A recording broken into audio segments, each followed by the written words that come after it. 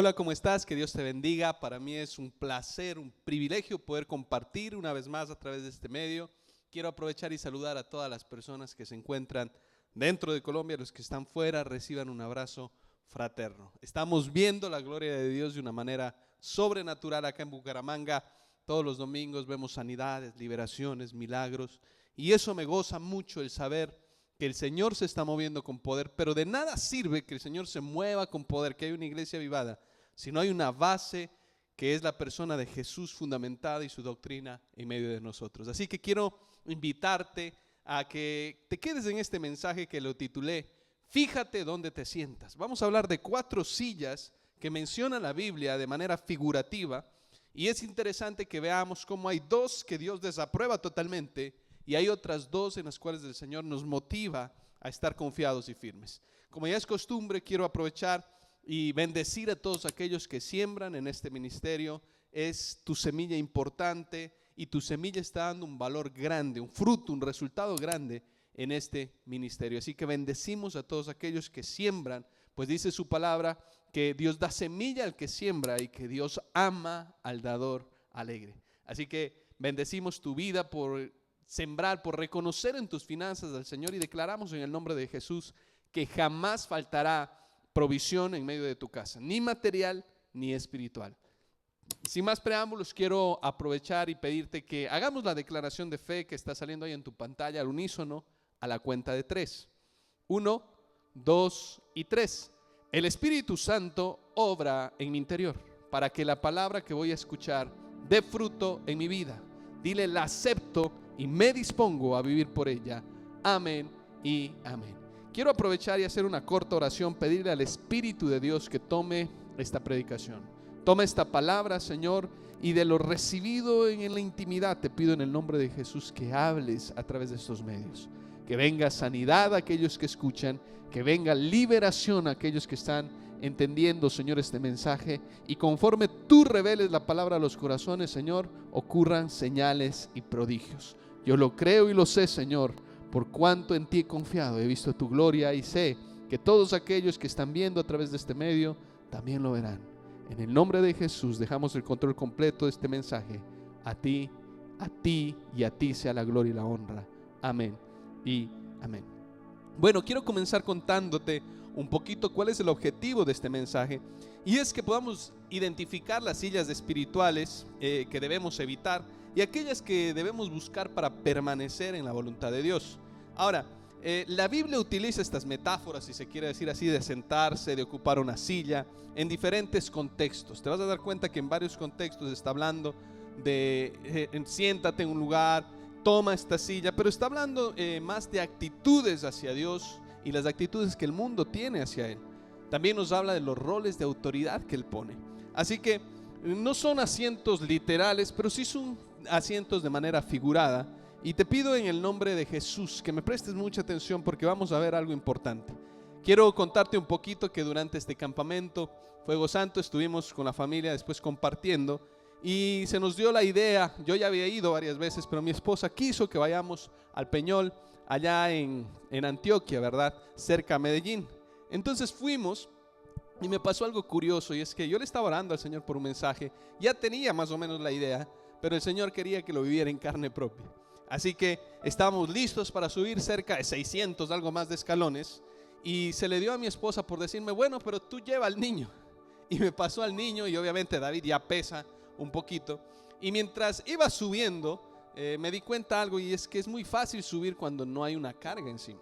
Pero yo iba con el niño, lo iba observando, lo iba mirando, y de ciertos escalones, en ciertos escalones, cada 200 escalones, yo paraba y tomaba aire y respiraba agitado, y miraba a mi pequeña Dulce María, y Dulce María subía como si nada, y me decía: vamos papá, corre, vamos. Y yo quería hacerlo, mi mente quería hacerlo, pero mis piernas no respondían al subir esos escalones.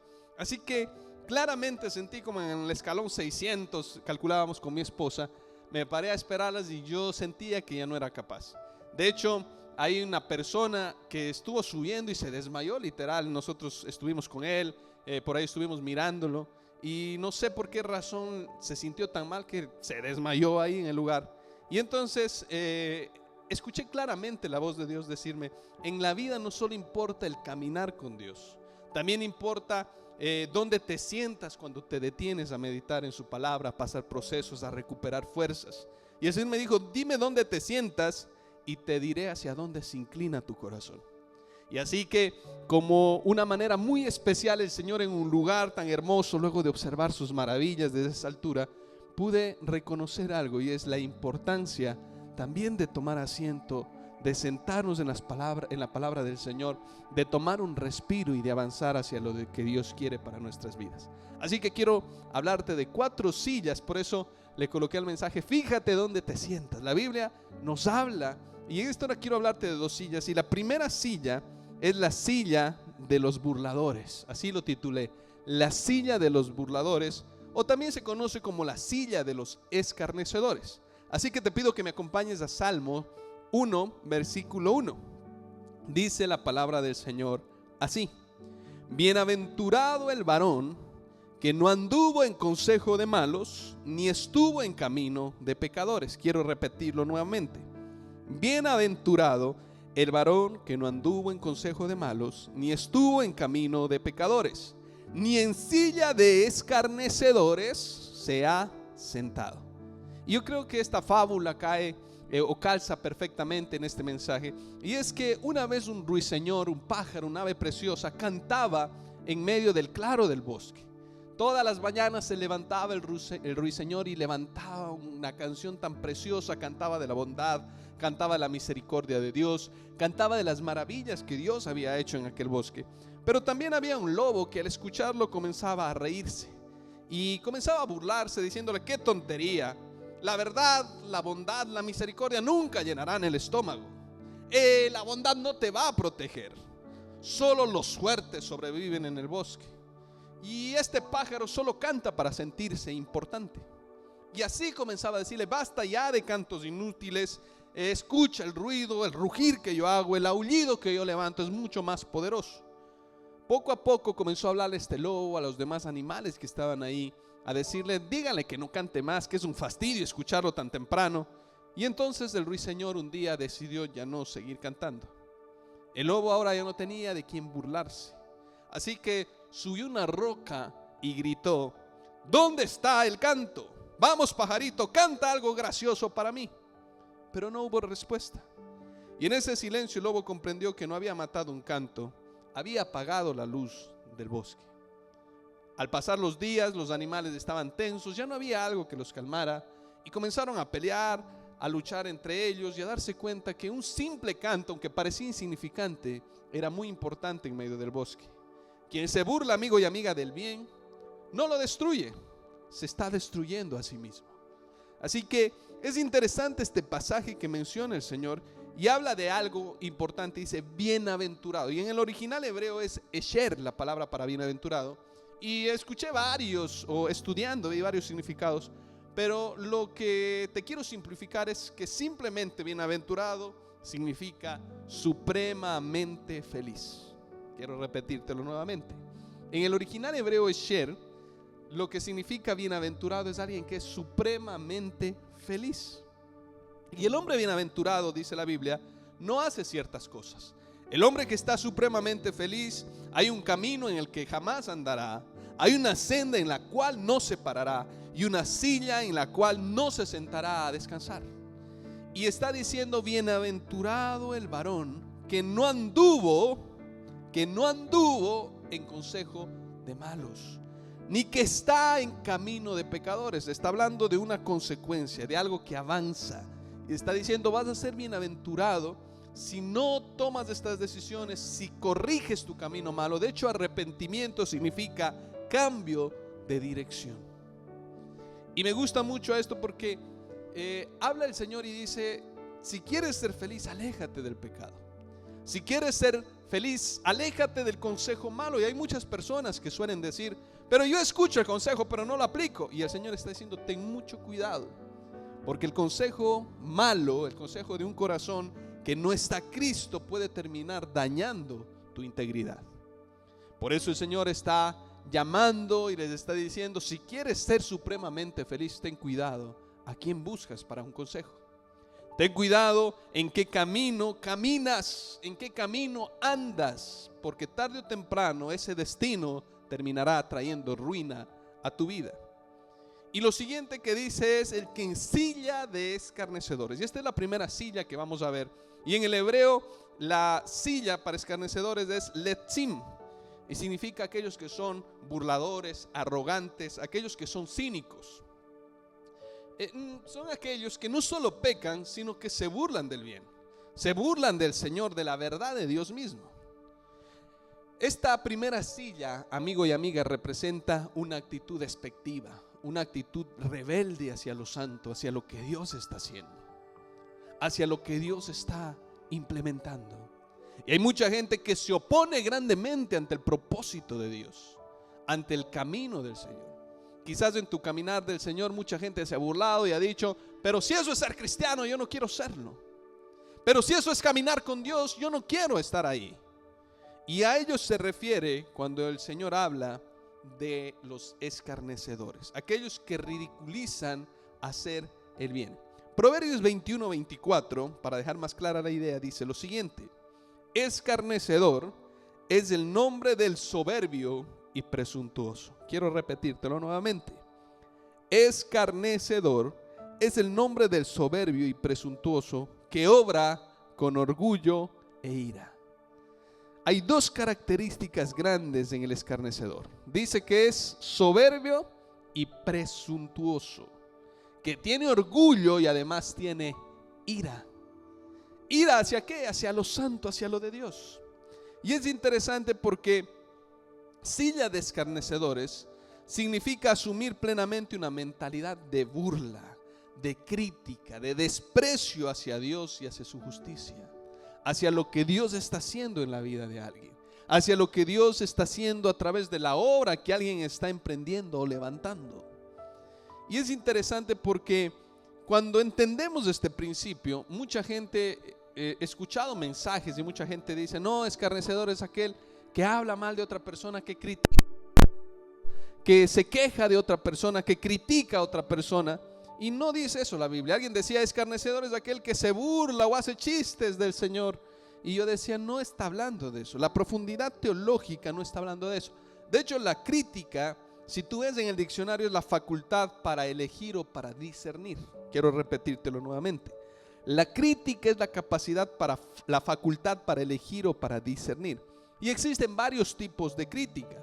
Por ejemplo, está la autocrítica, que la Biblia habla de que tenemos que hacerlo. La palabra del Señor dice que nosotros tenemos que examinarnos a nosotros mismos. Examinar, David decía: examina, oh Señor, mis pensamientos, conoce mi corazón. La autocrítica es evaluarse constantemente, ¿verdad? En mi caminar, si estoy haciendo las cosas bien o no. En cualquier área, en mi empresa, en mis finanzas, en mi caminar con Dios. La autocrítica es necesaria a veces. El Espíritu Santo a veces usa la autocrítica para redarguirnos. Pero cuando la autocrítica está en exceso, ahí es donde está el peligro. Hay gente que todo el tiempo se está autocriticando, que no se está sintiendo pleno ni completo. También está la crítica subjetiva, que es una crítica basada en opiniones personales, en gustos o en emociones. Y es una crítica que no necesariamente está en la verdad. Yo asumo esto porque yo viví esto, porque a mí me pareció, porque yo escuché esta parte. Y esa es una crítica subjetiva. Pero vamos a ver que hay una crítica que es objetiva, que se basa en hechos y en argumentos. Quiero repetírtelo nuevamente. La crítica objetiva se basa en hechos, en argumentos, en datos o criterios técnicos. Yo suelo hacer algo con la iglesia y es: después de cada evento, de cualquier situación, nosotros evaluamos el trabajo. Nosotros evaluamos, y no lo evaluamos desde el hecho de perspectivas fantasiosas, no, lo evaluamos desde los números. Y nosotros solemos decir: ¿cómo nos fue, por ejemplo, en esta campaña evangelística? No nos fue bien porque no se consiguió el objetivo, que era ganar gente nueva, por ejemplo. Es una crítica que es objetiva, que tiene una finalidad, y es mejorar para poder avanzar y hacer mejor los proyectos que realizamos. Está también una crítica que es constructiva. Esta crítica busca mejorar a la persona, la situación o el trabajo. Quiero mencionarte que durante años mi esposa ha tomado esta crítica hacia mí, y a mí no me molesta. Hay esposos y hay mujeres que quizás les molesta la crítica. Alguien me decía: pastor, es que no puedo decirle nada a mi esposo porque lo toma siempre como un ataque. Y yo le decía a este varón: no lo tome así, tu esposa quiere que tú seas mejor delante del Señor. Y yo lo asumí así, porque siempre que yo predicaba, mi prédica podía haber sido, el Señor haber fluido, dones, muchas cosas. Pero cuando llegaba a casa, mi esposa me decía: fallaste en esto, estuviste mucho tiempo con las manos en los bolsillos. Tenía un tic que no te voy a mencionar porque te vas a reír, pero tenía un tic y un ademán que lo hacía constantemente, y mi esposa decía: deja ese alemán, deja ese tic. Ella estaba haciendo una crítica constructiva sobre mi vida, porque quería que yo mejorara como comunicador, quería que yo mejorara en mi parte espiritual, y constantemente esta crítica busca mejorar la persona. Se comunica, cuando hay una crítica así, se comunica con respeto, con claridad, pero también con un propósito, y es necesario hacerlo. Por ejemplo: me gustó tu exposición, pero podrías hablar un poco más lento para que se te entienda mejor. Podrías vocalizar mucho mejor para que el mensaje llegue más claro. Esta es la crítica constructiva. Hay una crítica también que es destructiva, que esta crítica busca herir, humillar, desanimar. Y que Dios guarde el corazón de aquellos que hacen esta crítica buscando solo destruir, buscando siempre lo malo, y no tienen una crítica propositiva. La Biblia habla de esto, ¿verdad? En Proverbios 12:1, te va a aparecer ahí en tu pantalla, dice así: el que ama la instrucción, ama el conocimiento. Vuelvo a repetírtelo: el que ama la instrucción, ama el conocimiento, pero el que aborrece la reprensión es necio. Y cuando está hablando la Biblia acerca de escarnecedores, no está hablando de alguien que está criticando constructivamente. No está hablando de aquel que está diciendo: mire, evaluemos, hagamos esta tarea. No, está hablando de aquellos que no solo pecan, sino que celebran el pecado. No solo de aquellos que están en contra de Dios, sino que critican a aquellos que están en el caminar con el Señor. Esta es una actitud de orgullo espiritual. Esto es una actitud de rebelión completa delante del Señor. Y el Señor dice: ten cuidado de sentarte en esa silla, de creerte santo ya y comenzar a criticar desde esa posición a los demás. Ten mucho cuidado, porque no es una silla física, sino es un estado mental y espiritual peligrosísimo que puede terminar dañando tu comunión con el Señor. ¿Sabes qué rompió la comunión en los cielos? El orgullo. Cuando un ángel, un querubín precioso, se miró a sí mismo y dejó de mirar la adoración hacia Dios. Ten mucho cuidado de creer que es por tus méritos, por tus dones, por tus talentos que Dios está haciendo lo que está haciendo. No es así. Es simplemente por su gracia y su bondad. Y el Señor está diciendo: ten mucho cuidado. De hecho, algunos te van a criticar porque no van a poder conseguir lo que tú haces. Y el Señor está diciendo, no está refiriéndose a eso, está refiriéndose a aquellos que critican. Escarnecedor es aquel que busca hacer daño a aquel que está intentando agradar a Dios. La silla de escarnecedores es aquella, amado, que no es propositiva, sino que se levanta en contra del crecimiento, del conocimiento de aquel que está intentando buscar al Señor, que se opone en contra de lo que Dios está haciendo. La pregunta que quiero hacerte es: ¿te ríes? ¿Te has sentado con gente así? Ten mucho cuidado, porque el Señor dice: no es agradable que te sientes en la silla de los altivos, burladores, orgullosos del Señor. Y es necesario que te levantes rápido de ahí. Por eso el mensaje es: fíjate dónde te sientas, porque es una silla que terminará trayendo ruina a tu vida, a tu casa, a tu familia. La siguiente silla que el Señor menciona, que quiero hablarte un poquito, es la silla del juicio injusto. Santiago 2, 3 y 4 dice así, quiero leerte solo una parte, dice así: y miráis con agrado al que trae la ropa espléndida. Quiero repetirlo nuevamente. Y miráis con agrado al que trae la ropa espléndida y decís: tú siéntate, tú aquí en buen lugar, y le dices al pobre: estate tú allí en pie, o siéntate aquí bajo mi estrado. ¿No hacéis distinciones entre vosotros mismos y venís a ser jueces con malos pensamientos?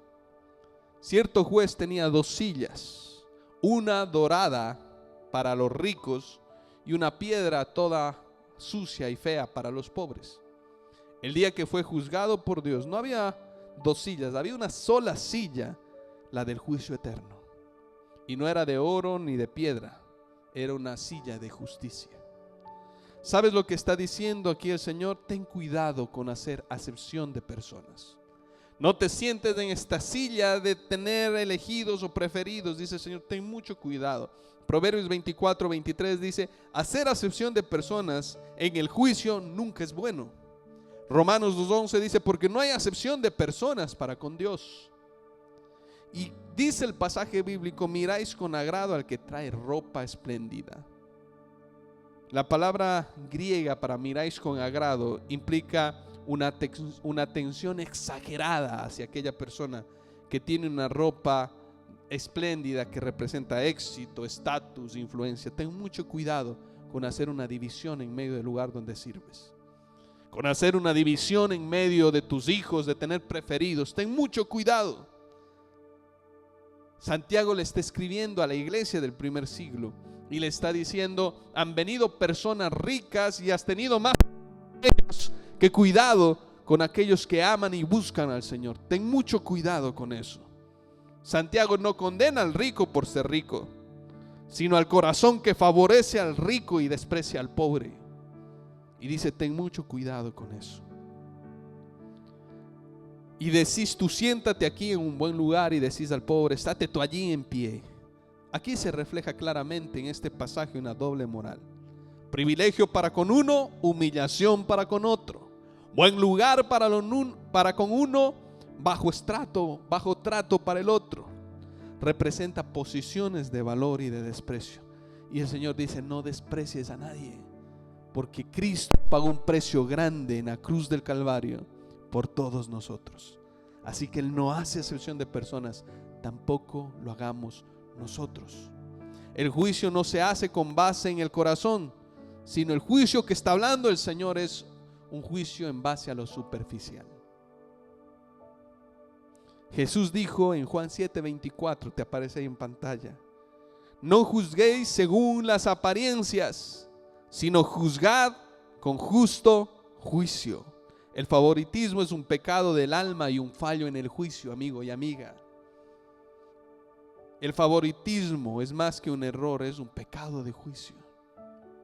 Sabes que he ministrado en hijos que están dolidos con sus padres, porque sin importar lo que hagan, siempre hay una preferencia hacia el uno y hacia el otro, ¿no?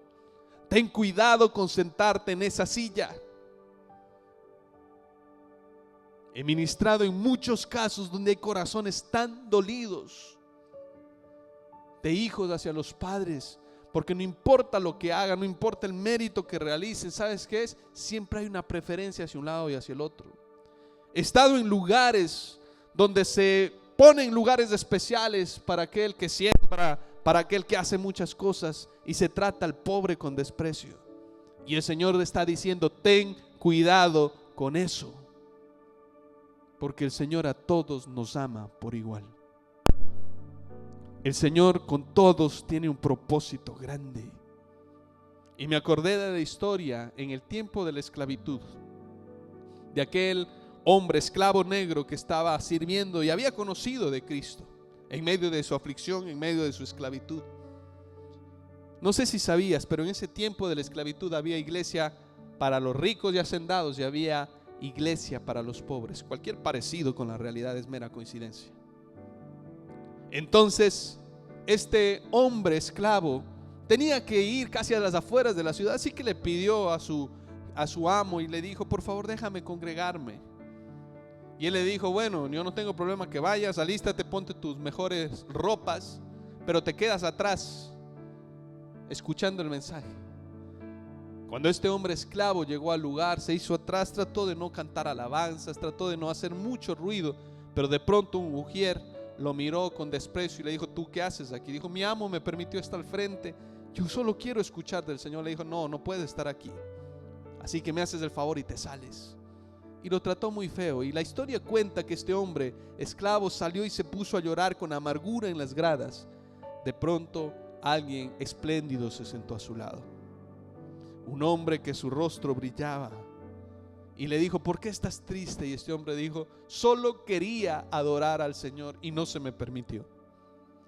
Y él le mostró las heridas de sus manos, se quitó los zapatos y le mostró las heridas de sus pies y le dijo: hijo, tranquilo, a mí tampoco me han dejado entrar.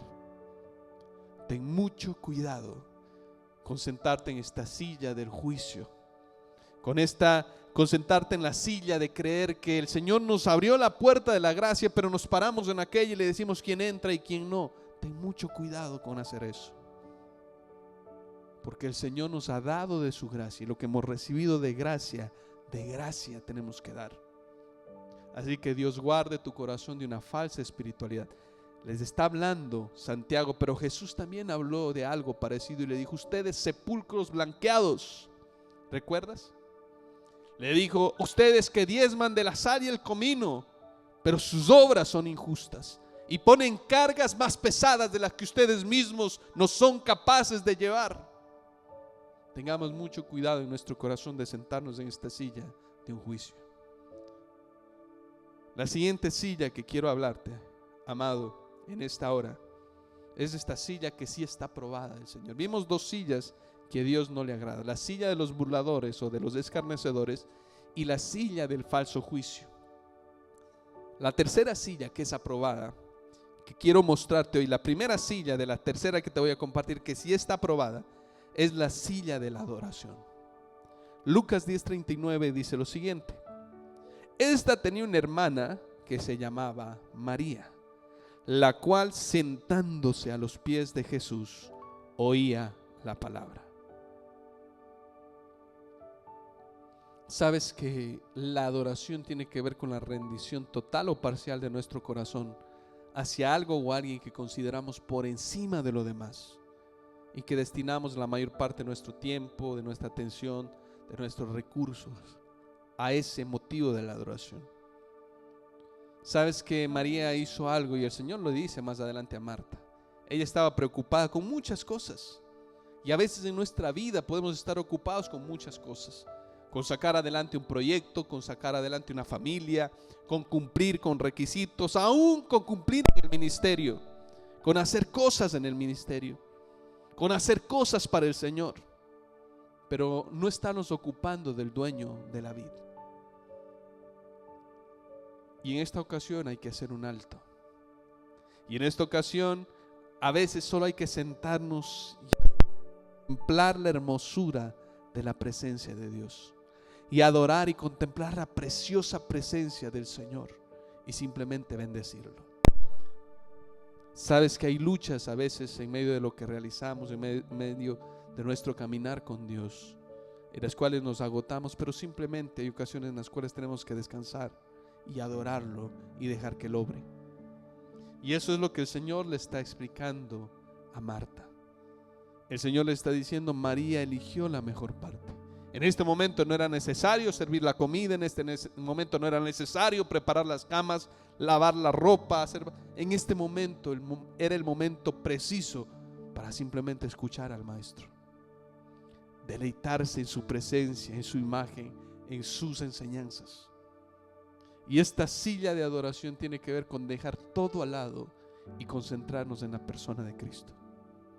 Amado que me escuchas, amada que me escuchas, no sé qué situación estés viviendo, no sé qué tribulación estés atravesando, pero sí sé algo, y es que quizás Dios te está llamando simplemente a sentarte en su presencia, a adorarle y dejar que Él obre.